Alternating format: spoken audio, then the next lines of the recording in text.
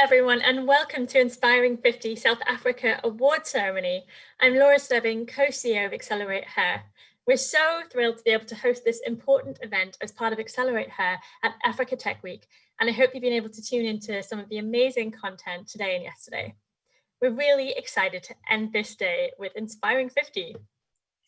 Hi, I'm Poppy, co-founder and co-CEO of accelerateHER.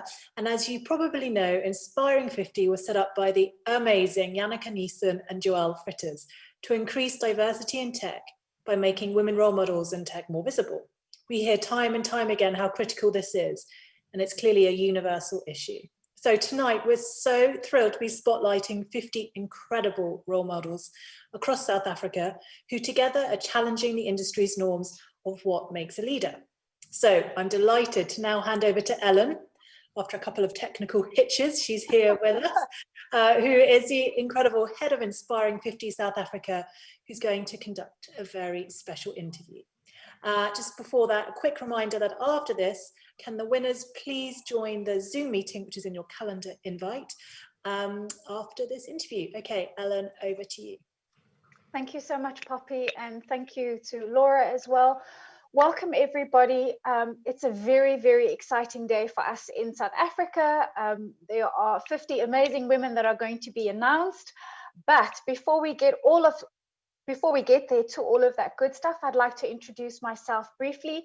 So as Poppy explained to you, I'm Ellen Fishert, and I am the ambassador for Inspiring 50 South Africa, which is a non-profit organization, and our mission is to ensure that women are celebrated, women in STEM, and that they're made more visible. Before we get to the announcement, it's very important, I think, to set the scene. And what we're going to do now is have an interview. I'm going to have a very informal chat with Wandia Gichuru. She is our special guest this evening, and she's really here to inspire you. For those of you that are watching us from all over the world, basically, to hear an African story, to hear how we do it in Africa, and why it's important to ensure that we're invisible, that we celebrate our wins, and actually also how we deal with the challenges that we're all facing.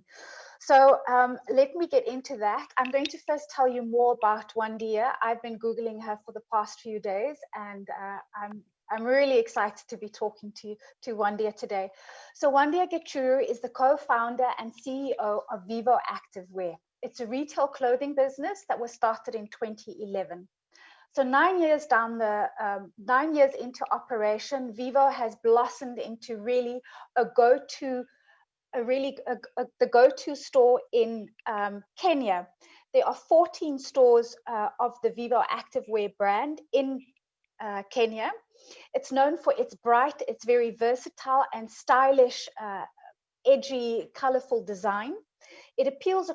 Vivo fashion appeals across the board, and in particular to anyone who enjoys fashion and is young at heart. But you wonder, why is Wanda here this evening? It's important to know that Wandia, before developing and designing this very successful retail brand in Kenya, had another life, and in this life she was an international business developer. She advised not only the UK government but also the UN and the World Bank. In addition to running Vivo, Wandia is a multi-talent. She's also a certified life coach and is an investor on Kenya's Lion Den, a business mentor and a trustee of the Mugua Rosemary Foundation, as well as the Charles and Rita Field Marsham Foundation. Wandia is deeply passionate about changing the way Africa is seen, and also sees her work as a vehicle to position and strengthen African brands, African talent, and African creativity. And she's passionate about transforming lives. I'm looking forward to digging a bit more into your background, into story. And on top of all of this, Wandia is also a mother of 2 daughters, and she lives in Nairobi. Wandia, welcome to Inspiring 50. There are many women that are watching you today, and I'm really excited to have you. Welcome. Thank you so much. And congratulations to all the award winners tonight. Very, very exciting. Thank you. Yeah, we're all very excited, and I'm glad that you could join us. So Wandi, I'm going to start off with a question that I get asked a lot. And when I look at if you look at the women that we've seen over the past 3 years with Inspiring 50 in South Africa, you see that there's quite a development all of them have gone through. And as I just introduced you, I want to ask you the question, how does someone who is an international business advisor and developer and works for international development agencies, how does she make that transition to becoming a businesswoman and also setting up these successful brands? You know, I think it really depends on how flexible one is. I mean, I never have found myself locked within one hat. So I'm quite happy to sort of try different things, take risks. And I think more than anything, I got to a point in my life where I just wanted a lot more autonomy, a lot more freedom. I wanted to be able to make my choices, to decide how I use my time, how I use my resources. And I wanted to be in the driving seat. I think as much as I'd had all these exciting jobs, I was never the decision maker. I was just advising others to make their decisions. But, you know, now that, you know, when you run your own business, you do have the responsibility, but the freedom that comes with that. It's scary because if you make the wrong decisions, you pay the price for it. But at the same time, it's very empowering. So when I got to my sort of early 40s, that was what I was yearning for more than anything, was that freedom and the autonomy. The freedom and autonomy. I like that. Sticking on the topic of, you know, setting up for yourself, you know, gaining that confidence, I'd like to just quickly brief on what the entire world has experienced, you know, in the past 10 months with the global pandemic. I want to know how that affected your business, because if anything, if women potentially were thinking of starting their own business, going online, or venturing out on their own, now would not seem to be the time to do that. So how did COVID affect your business, and how have you managed? So we have built quite a traditional retail business. So we've relied very heavily on sales from our storefronts that are across the country. And obviously when the pandemic got really bad, people stopped coming to the malls, and we saw the traffic drop 70-80%, and that had a huge impact on us. Luckily, we had just invested quite heavily in improving our online presence and our e-commerce space, and we had expanded it to become a platform and not just a website for our own brands, but we're now selling other people's brands as well. And so one of the first things we did was just put as much energy and time into the e-commerce space. And we pivoted with our product because we design and we manufacture locally. So we were able to very quickly shift our entire production team to making masks, and especially reusable cloth masks, which is what the bulk of Kenyans can afford, because we can't, buying daily disposable masks just isn't feasible. And, we were one of the first people to have masks available online. People could order. So we saw our online revenues actually grow quite significantly in March and in April.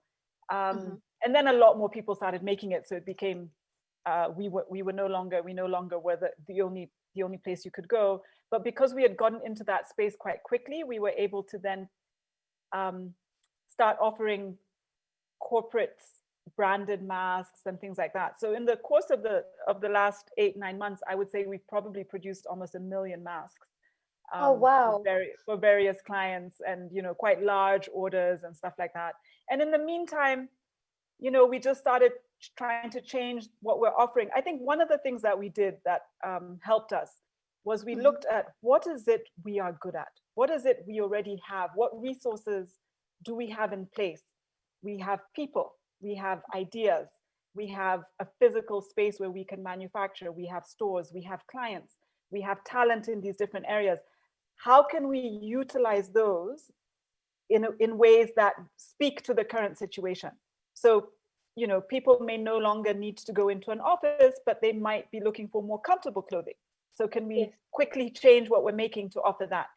You know, they no longer want to go into a mall, but they might be happy to have, you know, online orders and things delivered to them.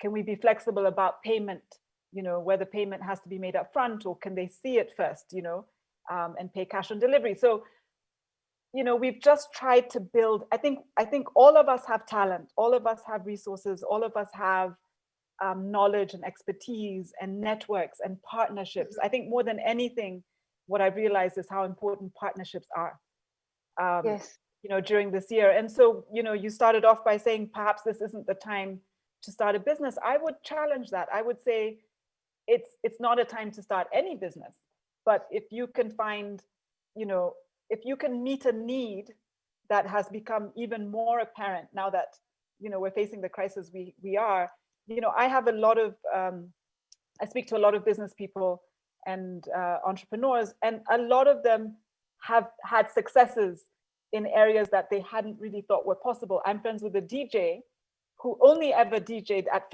you know, parties where people were there physically, and now he's organizing Zoom parties for corporates and playing music, and, you know, and he's getting paid for it, and he's doing it from the comfort of his home, but he's bringing joy and excitement to you know, a whole different set of clientele.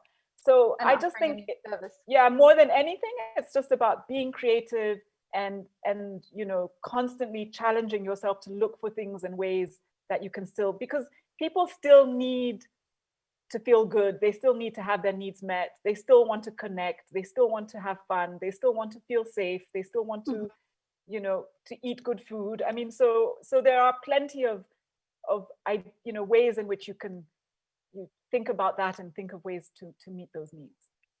Okay, thank you. Wandia, so I have a twofold question. It speaks a bit to what you were previously saying. So on the one hand, if you look at most women in STEM, science, technology, engineering, and maths, and certainly look at our winners this year, but also in previous years, there's a lot of academics there, women that are doing amazing work in terms of their research, but are not used to being at the forefront in a very, you know, they're usually in the back end doing the research, writing the papers. So I have two questions for you. The one is, you mentioned earlier, you said, I disagree. I think, you know, now is, there's never actually really a good time to start your business. It's about solving problems and about seeing those opportunities. So I want to ask you, what are your thoughts on starting a side hustle, because it is a big step going from employment, and as you know, beautiful jobs like you yourself have had, traveling, working at a completely different level. What are your thoughts on starting a side hustle for those that may not feel that we're entrepreneurs? And secondly, what are the key traits that you feel and actions that you feel women need to display that they potentially do in their career that will help them in entrepreneurship? Okay, great questions. I think the idea of a side hustle is a good one, and it works for a lot of people.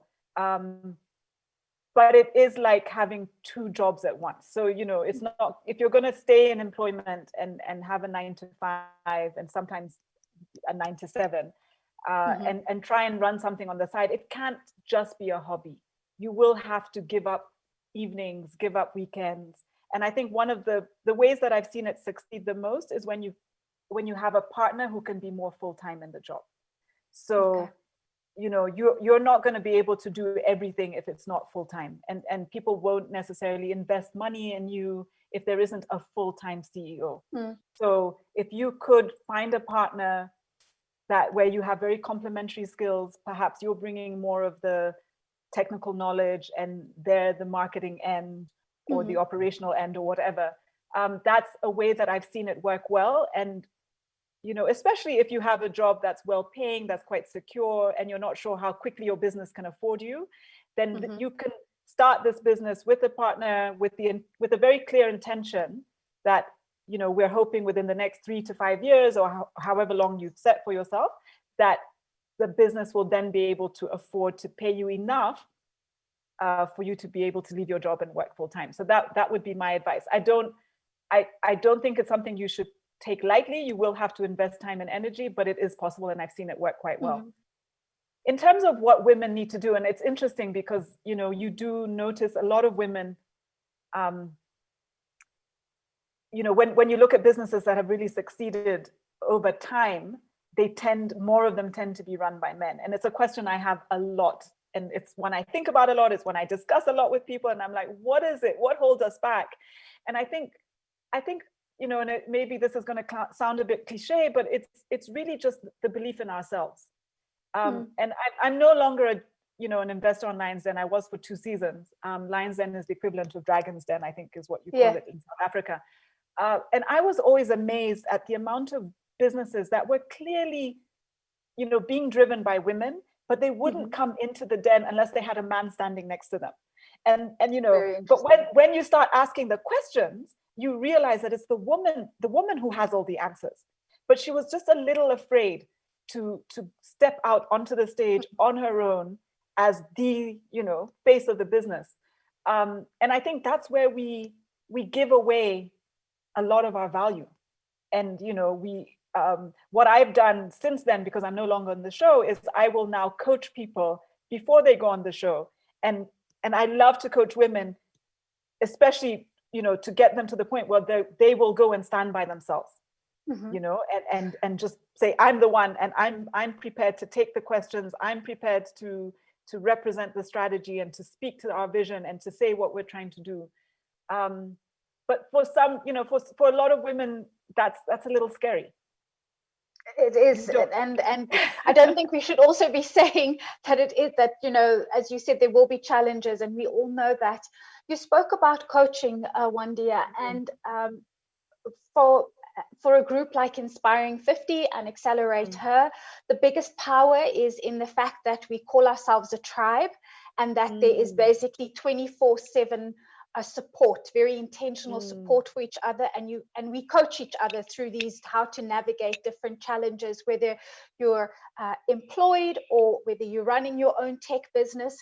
I wanted to ask you about the coaching. Tell me, do you think that you could be too accomplished to be mentored and coached? Because I think sometimes at some level, people may feel that there's the expectation that you're supposed to know everything. What is your take on that? No, I don't think you're ever too accomplished, because I don't think you ever stop learning. And, you know, the challenges just change. It's not that you stop having challenges. It's not that you stop having doubts or fears. You know, my feeling is the fear doesn't go away. You just get more confident about facing the things that scare you. So the thing that would have scared you when you were 25 or 35 is not necessarily going to be the same thing that scares you at 50, but there will be things that scare you at 50. And you know, I'm a firm believer in, like, forever a student, you know, forever learning, forever growing, forever evolving, forever looking for the lessons. And we don't always see ourselves. And so what a coach does is help, you know, they help put up a mirror and show you who you are in the good and the not so good, or in the areas where you're not feeling as confident. And it's a safe space to have that conversation. So no, I still get coached. I think I'll be coached my life. And to be honest, you don't even necessarily need to be coached by someone who's that much more accomplished than you. I'm sometimes that's what I want to ask you. What sometimes should we be coached looking by at? I think you look for chemistry. You look for people who are able to have honest conversation with you, who can help you keep it real, who will call you out in a loving way, not people who will just tell you what you want to hear, because that's not going to be growth for you. And so sometimes that can be in somebody 20 years your junior, but somehow I love that. you connect. I'm coached by my children sometimes, because they know me so well, and they can tell me, you know, I can see you're trying a bit too hard over there, you know, relax a little bit. So I think coaching, and it can be a very formal structure, it can also be less formal. But I think the most important thing is that you keep it honest and you keep it real, and you have the right intention. So a coach is sort of, you know, won't necessarily have an agenda other than to try and help you get to where you want to go. and ask you the questions, which can be sometimes very tough questions. You can be coached and spend 2-3 days thinking about it before you actually have your real answer. So sometimes a lot of the coaching happens after the conversation, not even during. And I think it's that, as you say, it's that reflection, it's the things we don't see, or we maybe do, but would prefer not to because they're uncomfortable, or we don't want to know that about ourselves. Another question that I have for you. So what we do within Inspiring 50 and what accelerateHER also does is, we're trying to change industry norms. We celebrate women in leadership. We celebrate women in STEM fields, and we try and make them visible because we believe that if a younger generation and younger women can see these women in technology, in science and engineering, in maths that look like us, sound like us, that you sort of like have to see something to believe it. I want to know is, and you spoke about confidence earlier, so this is a topic that we often talk about because there are a lot of, and as African women, we're not taught, most of us are not taught in Southern Africa in any case, to be very outspoken. Most of us were taught to know our place, and comply. So when you're leading, that sometimes is tricky from a cultural perspective, from a gender perspective. How do you deal, and do you ever experience prejudice in leading? Taking your business online, creating this tech platform, and how do you deal with that? What advice would you give women that experience prejudice around their competence or knowledge? Yeah, I mean, I to a certain extent, I'm stubborn, so I choose not to see it unless you really put it in my face. I don't walk into a room expecting it. I assume I have as much right to be at the table as any man is. So you really have to be quite blatant and obvious for me to see it. And yes, I've seen it, and it comes from all places. It sometimes comes from the people you manage. You can tell when even a peer or a staff member struggles with the fact that you're challenging them as a woman. Because yes, at the end of the day, we do live in society, and in society, maybe this man, even though he's relatively junior in the company, is the boss at home and would never be questioned. And so to come to work and then be questioned by someone half his size, who's a woman, who maybe is even a little bit younger than them, that's difficult. But I think when you're building an organization, culture is a very important part, and I try to be very clear about the kind of culture I wish to have in the company I run, which is leave all that at the door. I can't tell you, who to be at home, how to treat your wife or your daughters or whatever else. But in this business, when you walk in this door, you need to leave that outside, and to reinforce that in your day-to-day work. So, if I'm chairing a meeting and I realize that the women at the table are being a little less vocal, I will look for opportunities to say, well, what do you think, Sharon? And just because, we come with our baggage. But I also grew up with 3 brothers. I have no sisters, so I had to fight.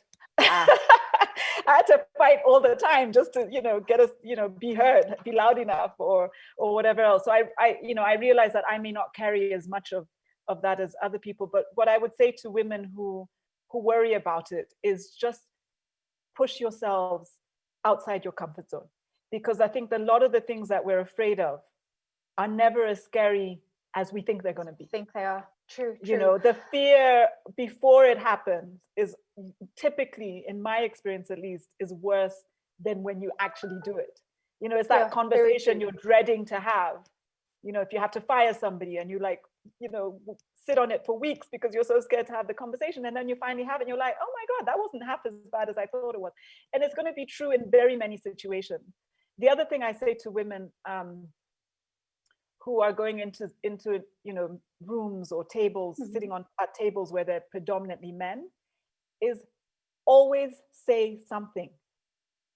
Don't leave the room quiet. And if you really are too scared to sort of give an opinion, because sometimes that can be a little scary, ask an intelligent question.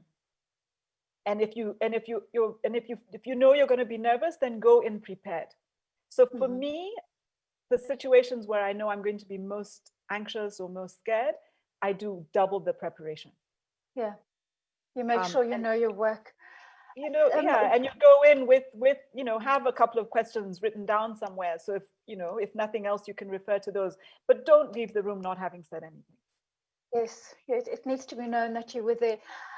So something else, I mean, I speak about prejudice, and maybe I'm being prejudiced, making the assumption that, the prejudice against us could be by men. But I have to at the same time say to you that, I mean, this is not an excluding, or we're not women only. I don't think that's representable for society. And we actually have some amazing men that inspire and support Inspiring 50 and are very vocal about that.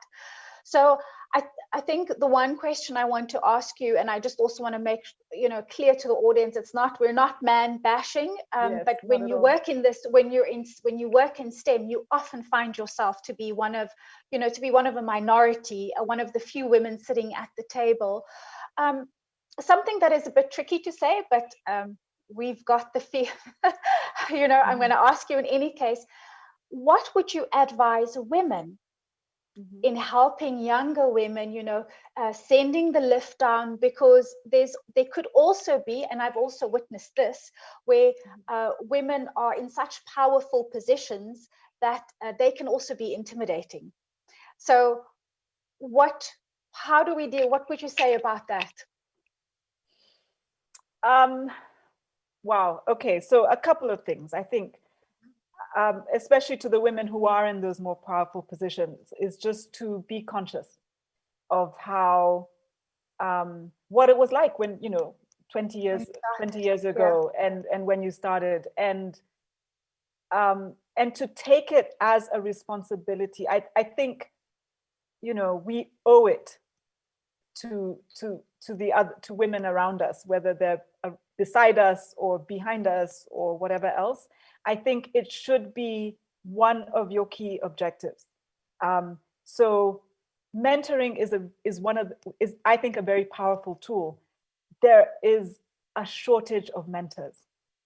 I mean, if I had to count the amount of people who on a weekly basis are saying, Wandia, please, would you mentor me, please? And you can only mentor so many people if you're going to do it properly. But if everyone, unless you're literally day one, I mean, even if you've only been in a position or in a role for, in a career for a few years, you're still a few years ahead of somebody else. Yes. So if every one of us would commit to mentoring at least 2 people, and 2 other women in particular, there would be, that many more women being mentored.